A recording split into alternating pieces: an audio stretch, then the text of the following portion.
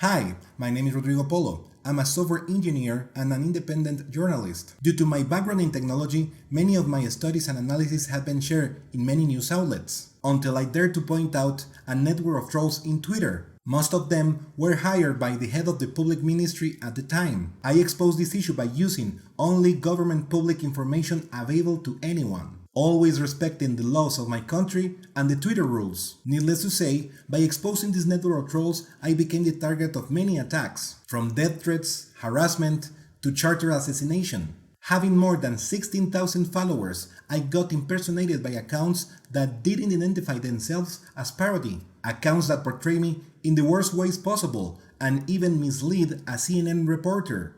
I requested to the CNN reporter to clarify that the screenshot she shared wasn't mine, to no avail. I reported all of these impersonations each and every time. Only a couple of times I got some action from Twitter. Most of the times, Twitter claimed that these accounts were parody accounts.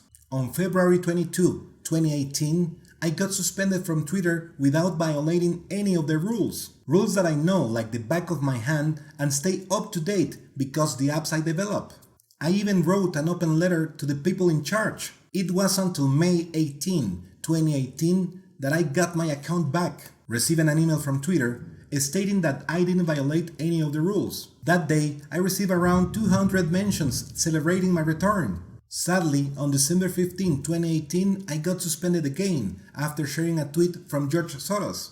From that day, I have appealed the suspension several times without success. One of the trolls I unmasked impersonated me in Halloween 2018 and he got suspended. Next day, he created another Twitter account for abusive purposes, an account that is still working to this day, even when Twitter states that once suspended, you cannot create a new account to avoid suspension. Almost the same happened with another troll who had two accounts at the time and impersonated a news outlet.